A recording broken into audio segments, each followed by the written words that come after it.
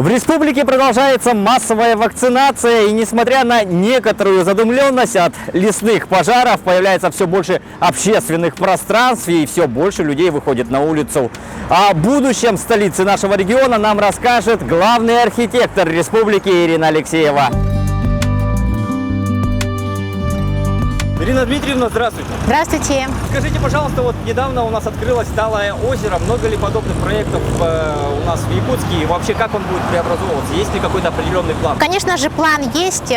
Столица Республики Саха-Якутия, город Якутск, имеет перечень общественных пространств, по которым, собственно говоря, работа планово ведется. К сожалению, вот в предыдущие годы очень мало внимания уделялось именно обслуживанию и эксплуатации территорий. Вот. Сейчас это основной принципиальный вопрос, потому что запроектировать и реализовать это одно, как мы говорим. То есть мы, архитекторы, ответственны за интересные, современные, прогрессивные проекты.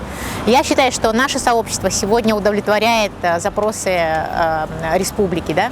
Мы создали специальный центр компетенций, обучаем молодых архитекторов, обучаем не только архитекторов, но и людей, которые задействованы в реализацию таких проектов. Это прежде всего муниципальные власти, это специалисты, которые работают в сфере благоустройства, подрядные компании. Идет не так быстро, как хотелось бы, но в целом понимание есть. Дальше вступает в силу строительная часть. И тут, вот, как я говорю, с подрядными организациями тоже приходится работать, потому что очень много лет вообще в России мало занимались благоустройством, и компетенции в этой части, конечно, утеряны. Строители привыкли делать крупные объекты, вот. Но если посмотреть на наш город, то мы видим, какое благоустройство до ближайшего времени еще делалось в дворовых территориях. То есть одни и те же ограждения, одни и те же не очень качественные там оборудование детское, спортивное. Наша задача обеспечить методологию, новый подход, выработать новые подходы к формированию современной городской среды. И понимание приходит не очень быстро. Например, сейчас вот мы буквально на неделе я вернулась с Нерюнгри, сейчас уже видна картина. Те проекты, которые наши коллеги муниципалитеты реализовывали, они могут уже сравнить с тем, что мы реализовали в рамках программы формирования комфортной городской по общественным территориям. Именно... Качество совершенно другое, да. И когда люди видят разницу, они наконец-то начинают нацеливаться на более лучшее качество. Потому что всегда считается, что если дорого, то это неподъемно. На самом деле можно сделать меньше, но качественнее, чем много, но размазывать это как масло по хлебу. Кстати, вот Якутск, почему у нас идет очень медленно? Якутск все-таки город крупный, да, и здесь преобразования идут медленнее, чем в малых городах. Вот мы последние 2 года, занимаясь подобными проектами и в сельских поселениях, пример этому Бердигистяк, Нюрба, Жатай, Алдан, в Нерюнгри, много других поселений, которые занимаются, они гораздо быстрее видны осязаемые результаты. В Якутске сложно, но мы в прошлом году в Якутске реализовали 3 проекта, в прошлом и в этом году. Да? Это сквер ямщиков, сквер землеустройства и озеро Талое. Озеро Талое самый ожидаемый проект, он самый крупный. Вот. Мы сегодня еще раз подтверждаем, что это пока единственные территории, которые соответствуют веяниям времени. Но, смотрите, нужно заниматься ими сейчас предметно, не откладывая это на завтра. Город должен быстрее принять на баланс. И самое главное, ключевой инструмент качества этих территорий – это последующее содержание эксплуатации. Вот этот момент, Николай, я считаю, обязательно нужно подчеркивать, потому что если не заниматься территориями, мы опять получим очередной бульвар учителя. Прежде всего, за территорию общего пользования, конечно, отвечают сами муниципалитеты. Общественные пространства являются территориями общего пользования, и они принадлежат городу. Сегодня решением главы города Якутска принято, даже не сегодня, кстати говоря, это было еще при Александре Сергеевиче решение принято нами, да, предыдущей командой, что в городе должна быть ответственная структура, управление по развитию общественных территорий, дирекция по развитию общественных территорий. И такая структура создана на базе городского парка. Но, к сожалению, они эти годы не занимались. Вот сейчас новый руководитель парка Николай Николаевич Мартынов берет на баланс 10 общественных территорий в городе Якутске, начиная с того же бульвара учителя, сквер Тружеников тыла, парк Победы, городской парк сам находится у них на балансе. И вот сейчас Талое озеро и новые территории.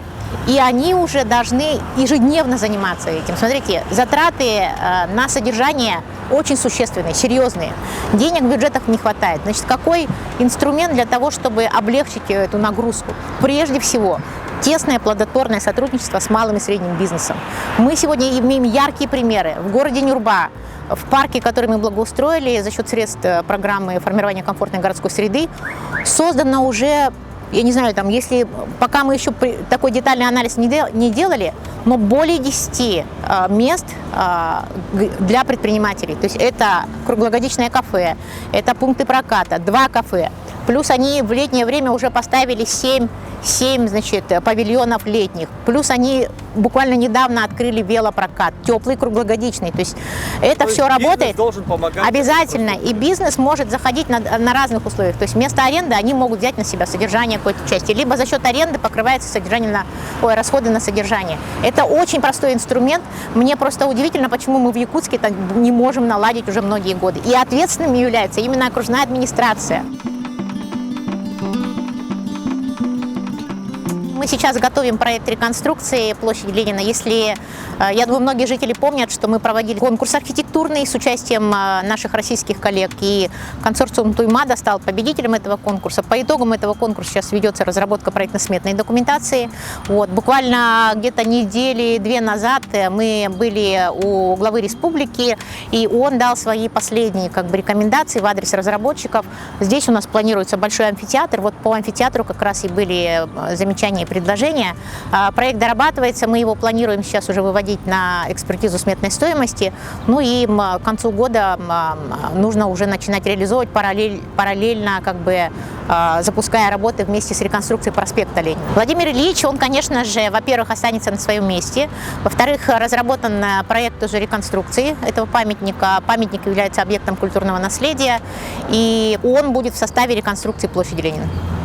Но это будет комплекс. Да, это будет комплекс, потому что площадь Ленина у нас и эта территория, сама площадь, и территория перед Домом правительства номер 2. Кстати, мы в проекте обязательно в техническое здание включили сохранение функционала, потому что ребятишки очень любят кататься там. У меня вот дети уже выросли, они и раньше катались, и сейчас уже внуки катаются.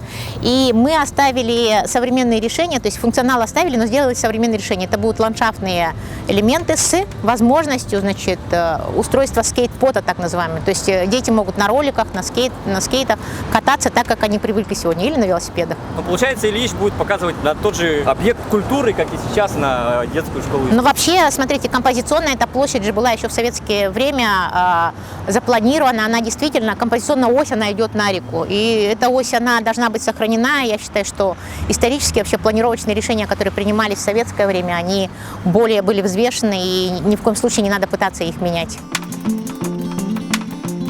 Только что мы получили же информацию о том, что проект капитального ремонта проспекта Ленина получил положительное заключение государственной экспертизы. Работы уже начинаются.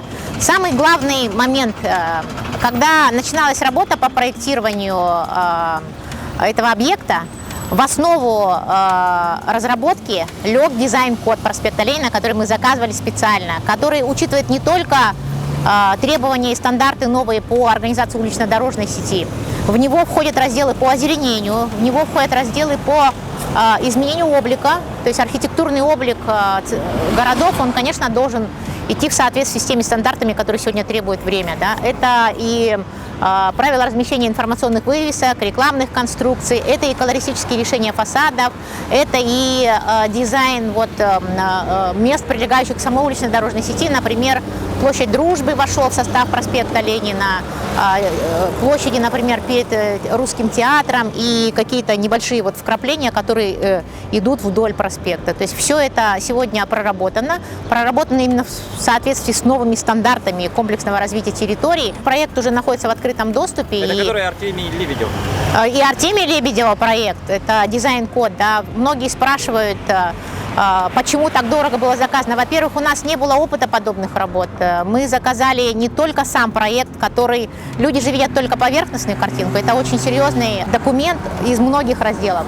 Но он, самое главное, стал для нас таким, знаете, образовательным циклом, потому что параллельно с разработкой дизайн-кода проспекта Ленина мы запустили разработку дизайн-кодов даже в сельских территориях. И первый дизайн-код для сел в России разработан для села Бердигистях, и более того, он сегодня активно реализовывается. Вот сейчас Киграманчары мы показали, что все возможно.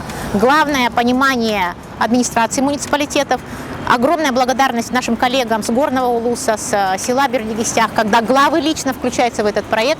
И самый лучший пример, наверное, это когда Никита Викторович Андреев говорил своему главному архитектору: Елена Михайловна, почему сегодня предприниматель вот в таком, не очень хорошем состоянии стоит? У вас же есть дизайн-код, заставьте его сделать этот объект в соответствии с дизайн-кодом. И вы не поверите, этот павильон сегодня привели в очень хорошее состояние, объемные буквы, вывески, все как положено, панорамные стекла, и люди очень довольны. Это действительно работающий инструмент. Очень хочется, чтобы в городе крупном, в столице Республики Саха-Якутия эти работы, конечно, шли быстрее. Поэтому мы призываем сегодня бизнес, собственников к вовлечению в этот проект. И понятно, что это не буквальный абсолютно проект, по которому там, если это есть правило, то есть это регламент работы с внешним обликом городской среды, это регламент по как раз формированию новых подходов к улично-дорожной сети, к пешеходным путям движения, например, велосипедные, как организовывать, какие должны быть остановки, какие должны быть карманы, как должно быть обеспечена безопасность дорожного движения. Это целый комплекс работ, да.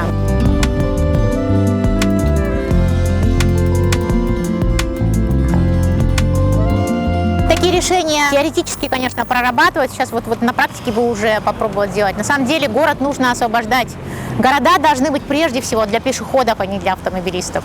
Лично я решением, например, вижу вот для ТРК Туймада. Понятно, что были изначально приняты неправильные решения. Крупные торговые центры в городах, в центрах не должны быть.